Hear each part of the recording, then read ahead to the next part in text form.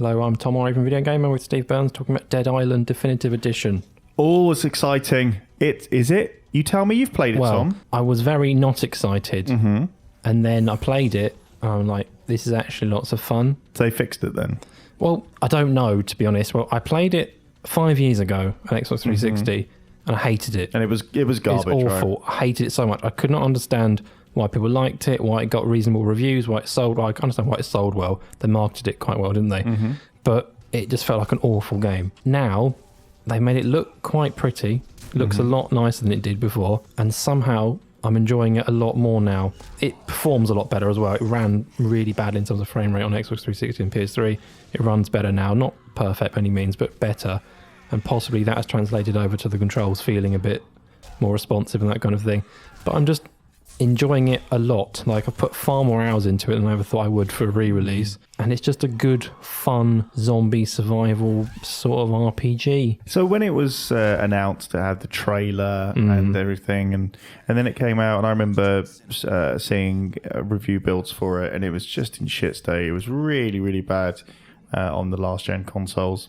But I think it was one of those cases where your mileage varied on how much you were prepared to look past those issues. Yeah. Which is fine. People have different tastes and tolerance levels. But in terms of how you say it performs really well now, it performs better. Better. Yeah. But have they removed some of the really annoying stuff from the game, like opening doors takes forever and the weapons, the breakage and all of that? None of that stuff annoyed me. Like, opening doors does not take forever. Weapons do wear down and you have to repair them and stuff, but it was never an issue in terms of this is really annoying or anything. I don't know how much they've tweaked that, if they have, because I didn't play the original enough. But it's a zombie survival game, so if you're into stuff like The Walking Dead, for example, which is very popular, I think you'll enjoy this a lot because it has a similar, although a little bit trashier feel to it. It's not as unrelenting and grim as The Walking Dead is, even though there's lots of death and lots of zombies everywhere. But it's kind of like if the Sci-Fi Channel made it on a bit of a budget, and it's still enjoyable, but it doesn't quite have that doesn't feel like proper quality. But it's fun, and there's a load of content here as well. So I think it's 30 quid maybe. It's quite a cheap release. And Riptide. You get Riptide as well, which is another pretty big game. They added some stuff like base defense and you can drive a boat around and stuff. And to me, it seems pretty much the same apart from those things, which is fine because I like the core game, so that's okay. They've also got this 16-bit style 2D beat 'em up called Retro Revenge, which I thought sounded okay, but then it's more or less like a runner because the guy auto runs across the screen and you have the 3 lanes, you move up and down, and then you time your attacks to kill the zombies.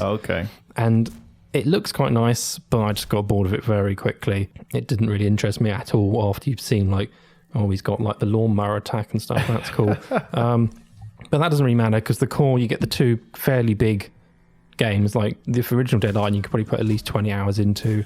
Riptide's pretty long as well.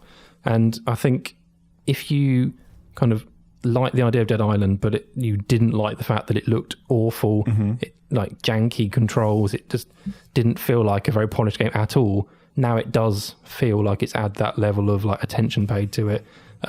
It doesn't look as good as Techland's Dying Light, which is quite a nice looking game on PS4. Good game as well.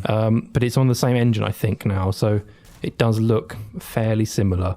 It's got some modern stuff in it now, and it all just looks a lot nicer, which I know it's a bit shallow, but it does make the game more enjoyable. Of course it does. Especially with that world, a key selling point of it. I remember seeing preview screens of it years and years and years and years ago, and that was the thing. It's not just another kind of mega grimdark location. You're not in the streets, and it's not, say, Left 4 Dead or whatever, where it's almost permanent midnight. You were on a beach, and that was its selling point, really. Yeah, well, you're on a beach, and you're also in a town, and you're in a jungle, and then you're also in another sort of jungle area and on a boat and loads of other places. But it's a fun game. I think if you're looking for something that's a bit throwaway, but you can put a load of hours into it, I think it's worth giving it a go. Hey, you! Do you enjoy reviews? Click on the left for our review of Overwatch, Blizzard's new hero shooter, or click on the right for our verdict on the new Witcher 3 DLC, Blood and Wine. And remember to subscribe.